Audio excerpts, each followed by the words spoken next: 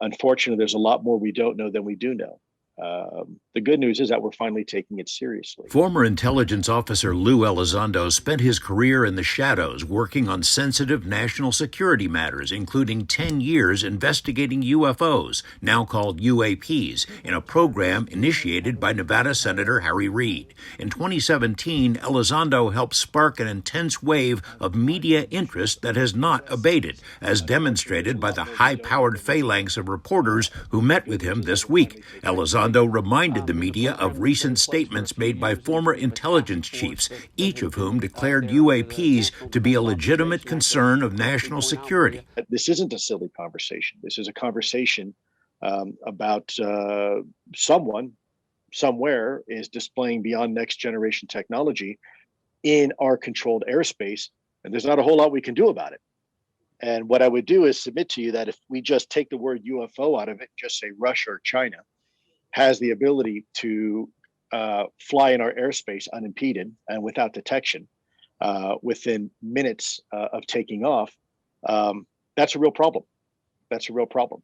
Since 2018, Elizondo and colleagues, including Navy pilots, have been briefing key committees in Congress, which saw enough behind closed doors to authorize the creation of the UAP task force. That team is compiling a report for Congress due in June, consisting of evidence and images gathered from other military and intelligence outfits.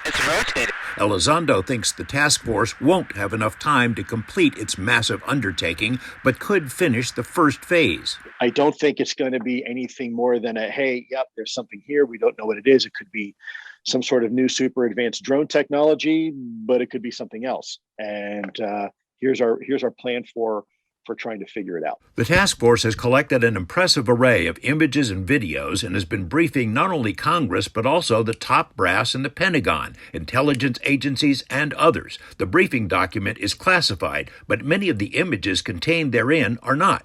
2 weeks ago, the I-Team, along with filmmaker Jeremy Corbell, obtained images from the UAP Task Force report. The images appeared on our Mystery Wire platform and have since been reported by major news organizations all over the world. The Pentagon has confirmed that these 3 photos, taken by naval aviators off the coast of Virginia 2 years ago, are considered to be unknowns. Months later, ships on the West Coast were repeatedly buzzed by other unknown intruders, including what appear to be flying pyramids above the USS Russell and multiple untrackable objects around the USS Omaha, including a dark sphere that shadowed the ship for an hour, then vanished into the ocean. The U.S. Navy, with the most sophisticated sensors in the world, does not know what they are or who sent them. I don't know the answer. Frankly, I don't think anybody does. And anybody who tells you they do, I would submit to you, I would approach them very cautiously. The bottom line is we don't know.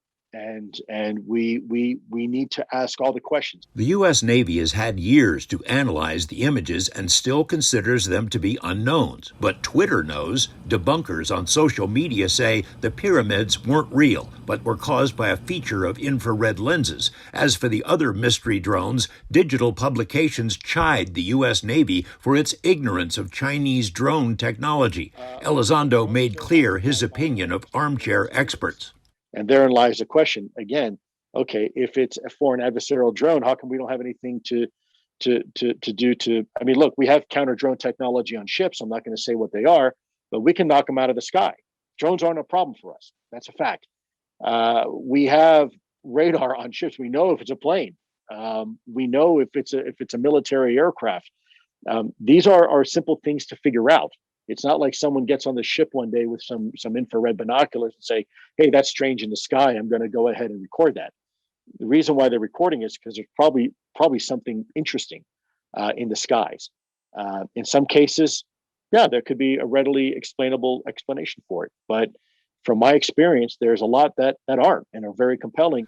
Elizondo believes it's an insult to the Navy to argue that our military can't identify a Chinese drone, or that Navy experts in possession of classified sensor data know less about their own technology than some guy on Twitter. He thinks the Russians and Chinese are likely asking the same kinds of questions. So, this is not just a U.S. thing, and I'll submit to you, they probably wonder too if this is some sort of super secret U.S. technology being deployed over there? What's not our technology we're using against ourselves? You know, the same question we ask, could it be foreign adversarial?